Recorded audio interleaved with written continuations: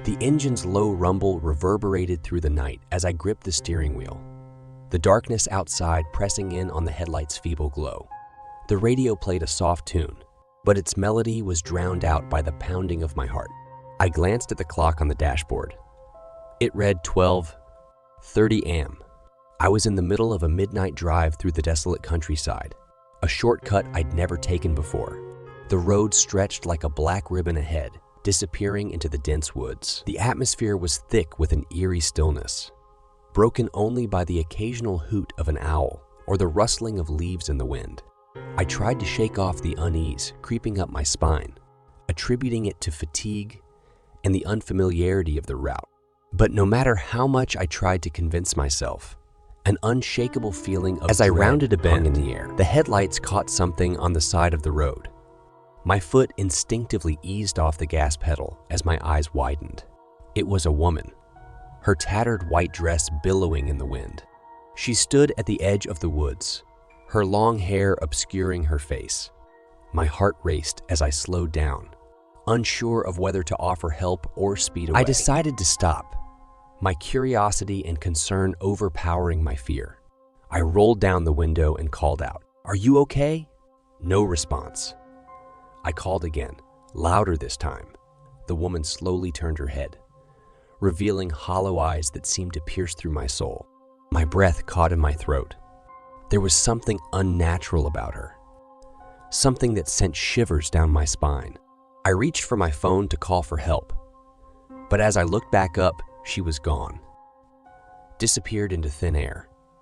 Panic surged through me as I scanned the surroundings, the forest now eerily quiet. I stepped on the gas, eager to put distance between me and that unsettling figure. The road seemed to stretch on forever, the trees closing in on both sides like gnarled sentinels. A faint sound echoed in the distance, a whisper carried by the wind. I strained my ears, trying to make out the words. My heart hammered in my chest as the whisper grew louder, a haunting chant that seemed to come from all directions at once. I couldn't understand the words, but their meaning was clear. A warning, a plea, a curse. The road twisted and turned, a labyrinthine path that seemed to lead me deeper into the heart of darkness. My headlights flickered, casting eerie shadows on the trees that danced like specters. The radio crackled to life, a distorted voice uttering cryptic phrases that sent shivers down my spine. And then, just as suddenly as it began, the voice ceased, leaving me in silence once more. The road ahead was swallowed by a thick fog, reducing visibility to mere feet. I squinted, straining to make out any shapes in the mist. My heart raced as I felt a presence, a weight in the air that seemed to press down on me. Out of the fog emerged a figure, a silhouette that materialized with each step. It was the woman again, her white dress now stained and torn. She walked towards the car, her movements slow and deliberate. My hands trembled on the steering wheel as I fumbled for the gear shift, desperate to reverse and escape.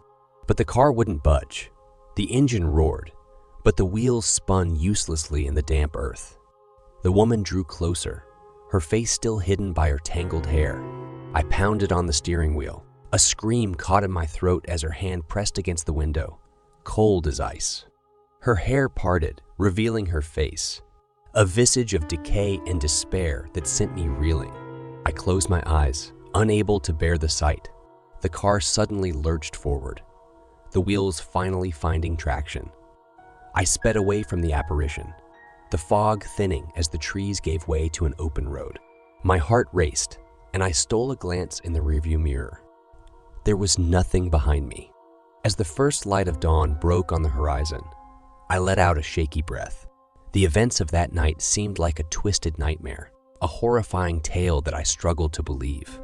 But the cold sweat on my brow and the lingering feeling of dread told me it was all too real. To this day, I can't shake the memory of the woman in the woods, the whispers in the fog, and the suffocating darkness of that midnight ride. Some things are better left undiscovered, some roads better left untraveled, and sometimes the things that haunt us are not just shadows, but something far more sinister.